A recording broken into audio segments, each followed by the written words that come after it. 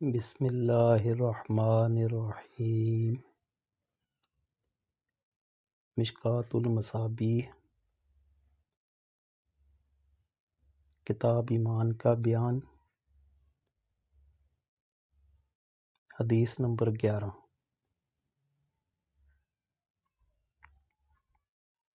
حضرت ابو موسیٰ اشعری رضی اللہ تعالیٰ عنہ بیان کرتے ہیں، رسول اللہ صلی اللہ علیہ وسلم نے فرمایا، 3 قسم کے لوگوں کے لیے 2 اجر ہیں۔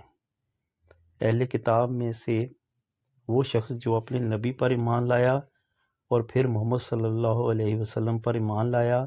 مملوک غلام جب وہ اللہ کا حق ادا کرے اور اپنے مالکوں کا بھی حق ادا کرے، اور ایک وہ شخص جس کے پاس کوئی لونڈی ہو، وہ اس سے ہم بستری کرتا ہو، پس وہ اسے آداب سکھائے اور اچھی طرح سے مؤدب بنائے، اس کو بہترین زیور تعلیم سے آراستہ کرے، پھر اس کو آزاد کر دے اور اس کے بعد اس سے شادی کر لے، تو اس کے لیے 2 اجر ہیں۔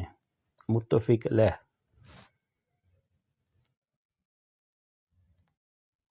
حدیث نمبر 12۔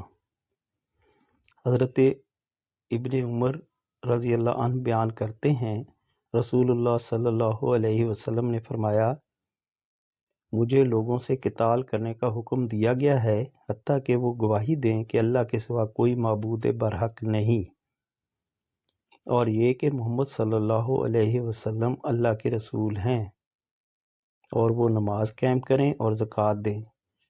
جب ان کا یہ طرز عمل ہوگا تو انہوں نے حدود اسلام کے علاوہ اپنی جانوں اور اپنے مالوں کو مجھ سے بچا لیا، اور ان کا حساب اللہ کے ذمہ ہے۔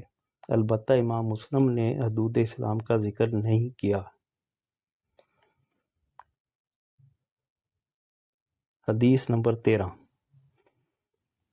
حضرت انس رضی اللہ تعالی عنہ سے روایت ہے، انہوں نے کہا، رسول اللہ صلی اللہ علیہ وسلم نے فرمایا، جو شخص ہماری نماز کی طرح نماز پڑھے، ہمارے قبلہ کی طرف رخ کرے اور ہمارا ذبیحہ کھائے، تو وہ ایسا مسلمان ہے جسے اللہ اور اس کے رسول کی امان حاصل ہے، سو تم اللہ کی امان اور ذمہ کو نہ توڑو۔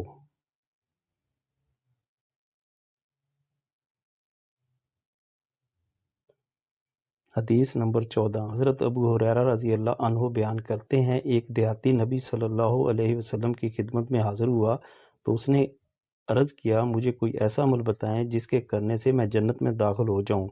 آپ صلی اللہ علیہ وسلم نے فرمایا، تم اللہ کی عبادت کرو اور اس کے ساتھ کسی قسم کا شرک نہ کرو، فرض نماز قائم کرو، فرض زکوٰۃ ادا کرو اور رمضان کے روزے رکھو۔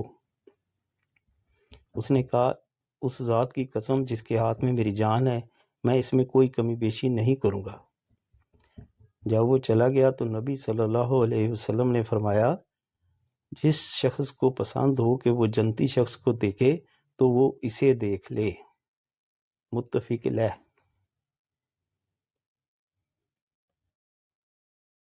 حدیث نمبر 15۔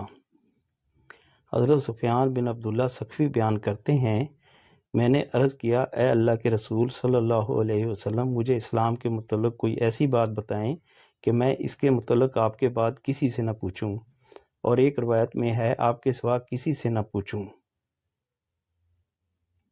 آپ صلی اللہ علیہ وسلم نے فرمایا، کہو میں اللہ پر ایمان لایا، پھر ثابت قدم ہو جاؤ۔ رواہ مسلم۔ جزاک اللہ خیر۔